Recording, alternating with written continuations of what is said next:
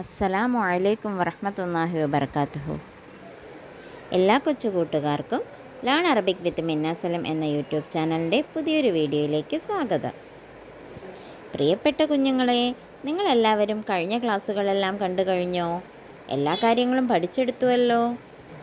ഇനി നമുക്ക് 4ാം ക്ലാസ്സിലെ അഖ്ലാഖിൻ്റെ 13ാമത്തെ പാഠഭാഗത്തിലേക്ക് പോകാം.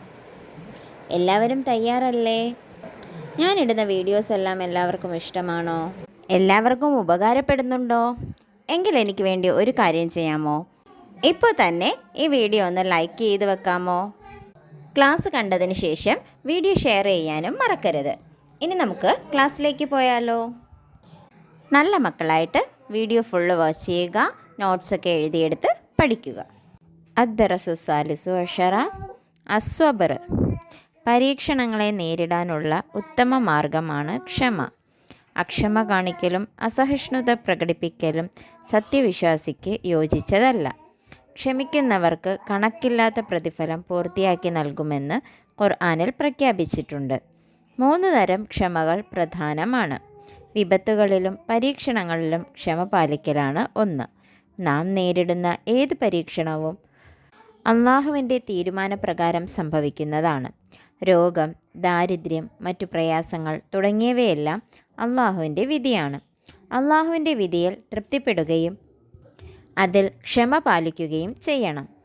രണ്ടാമത്തേത് സൽക്കർമ്മങ്ങൾ അനുഷ്ഠിക്കാൻ ആവശ്യമായ ക്ഷമയാണ്. നിസ്കാരം, നോമ്പ് മുതലായ ഇബാദത്തുകൾ അനുഷ്ഠിക്കാൻ നല്ല ക്ഷമ ആവശ്യമാണ്. അതിൽ നിന്ന് പിന്തിരിപ്പിക്കാൻ ദേഹേച്ഛയും പിശാചും നിരന്തരം ശ്രമിച്ചുകൊണ്ടിരിക്കും. അതിനെ പ്രതിരോധിച്ച് മുന്നേറാൻ ക്ഷമ ആവശ്യമാണ്. തിന്മകളിൽ നിന്ന് വിട്ടുനിൽക്കാൻ ആവശ്യമായ ക്ഷമയാണ് മൂന്നാമത്തേത്. അതുപോലെ മറ്റുള്ളവരുടെ ഉപദ്രവങ്ങളെ ക്ഷമിക്കുവാനും പൊറുക്കുവാനും നമുക്കാവണം. ഭാഗ്യവാന്മാർക്ക് മാത്രം ലഭിക്കുന്ന സദ്ഗുണമാണത്. തിന്മകളെ നന്മ കൊണ്ട് നേരിടണം. അപ്പോൾ ഏത് കഠിന ശത്രുവും ഉറ്റമിത്രമാകും. ക്ഷമിക്കാൻ കഴിയുന്ന ഭാഗ്യശാലികൾക്ക് മാത്രമേ അങ്ങനെയാകാൻ കഴിയുകയുള്ളൂ.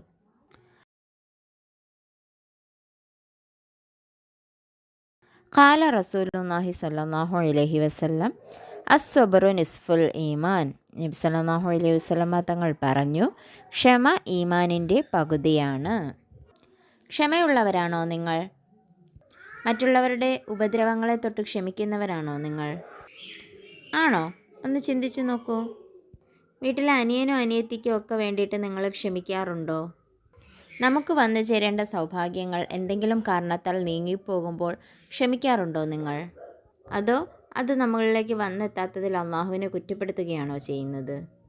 നമുക്ക് വിധിക്കാത്തതായതുകൊണ്ടാണ് ആ സൗഭാഗ്യം നമ്മളെ വിട്ട് അകന്നു പോയത്. അത് നമ്മൾ മനസ്സിലാക്കിയാൽ നമുക്ക് ദേഷ്യമോ വിഷമമോ ഒന്നും ഉണ്ടാകില്ല. 3 തരം ക്ഷമ പാലിക്കലിനെ കുറിച്ചാണ് നമുക്ക് ഈ പാഠഭാഗത്തിൽ പഠിപ്പിച്ചു തരുന്നത്. 1. വിപത്തുകളിലും പരീക്ഷണങ്ങളിലും ക്ഷമ പാലിക്കൽ. 2.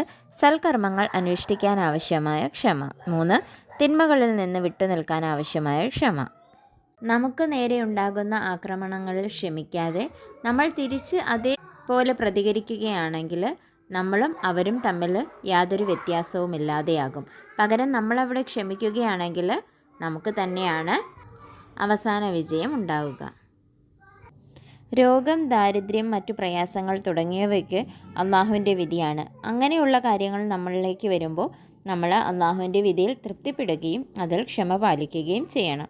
അതുപോലെ തന്നെ സത്കർമ്മങ്ങൾ അനുഷ്ഠിക്കുവാനും ക്ഷമ ആവശ്യമാണ്. നിസ്കാരം, നോമ്പ് മുതലായ ഇബാദത്തുകൾ അതിൽ നിന്നും പിന്തിരിപ്പിക്കുവാൻ ഇബ്ലീസ് പരിശ്രമിച്ചുകൊണ്ടേയിരിക്കും. അതിനെ പ്രതിരോധിക്കുവാനും ക്ഷമ ആവശ്യമാണ്. അതുപോലെ ഭാഗ്യവാന്മാർക്ക് മാത്രമാണ് ക്ഷമ എന്ന സദ്ഗുണം ലഭിക്കുക. തിന്മകളെ നന്മ കൊണ്ട് നേരിടാനും കഠിന ശത്രുവിനെയും ഉറ്റമിത്രമാക്കുവാനും ക്ഷമ കൊണ്ട് സാധിക്കുന്നതാണ്. ക്ഷമിക്കുവാൻ കഴിയുന്ന ഭാഗ്യശാലികൾക്ക് മാത്രമേ ജീവിത വിജയം ഉണ്ടാവുകയുമുള്ളൂ. തൊട്ടതിനും പിടിച്ചതിനുമെല്ലാം ക്ഷമ കാണിക്കാതെ ദേഷ്യം കാണിച്ച് നടന്നു കഴിഞ്ഞാൽ നമ്മൾ ഒരിക്കലും വിജയിക്കുകയില്ല. നമ്മളെ കൊണ്ടാകുന്ന വിട്ടുവീഴ്ചകൾ ചെയ്താൽ മാത്രമേ നമുക്ക് നല്ലൊരു ജീവിതം ഉണ്ടാക്കിയെടുക്കാൻ കഴിയുകയുള്ളൂ. ക്ഷമ ഈമാനിൻ്റെ പകുതിയാണെന്നാണ് നബി സല്ലല്ലാഹു അലൈഹി വസല്ലമ തങ്ങൾ നമുക്ക് പഠിപ്പിച്ചു തന്നിരിക്കുന്നത്. അതുകൊണ്ട് ഇന്നു മുതൽ എല്ലാവരോടും ക്ഷമിക്കുവാനും പൊറുക്കുവാനും തയ്യാറായി നല്ല മക്കളായി വേണം നിങ്ങൾ വളരുവാൻ. അതിനുള്ള തൗഫീക്ക് അല്ലാഹു തആല നമ്മൾക്ക് ഏവർക്കും നൽകുമാറാകട്ടെ. ആമീൻ.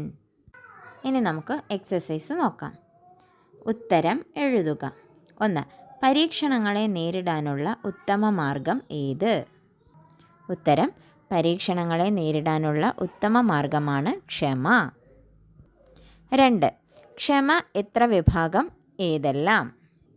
ക്ഷമ 3 വിഭാഗം. 1. വിപത്തുകളിലും പരീക്ഷണങ്ങളിലും ക്ഷമ പാലിക്കൽ. 2. സൽക്കർമ്മങ്ങൾ അനുഷ്ഠിക്കാൻ ആവശ്യമായ ക്ഷമ. 3. തിന്മകളിൽ നിന്ന് വിട്ടുനിൽക്കാൻ ആവശ്യമായ ക്ഷമ. 3. ഭാഗ്യവാന്മാർക്ക് മാത്രം ലഭിക്കുന്ന സദ്ഗുണം ഏതാണ്? ക്ഷമ.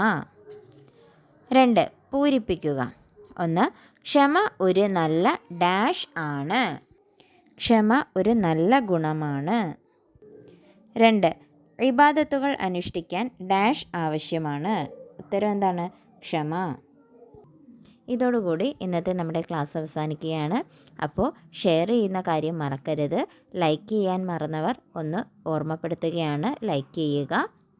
ഇൻഷാ അല്ലാഹ് മറ്റൊരു വീഡിയോയുമായി കാണും വരെ മഅസ്സലാമ.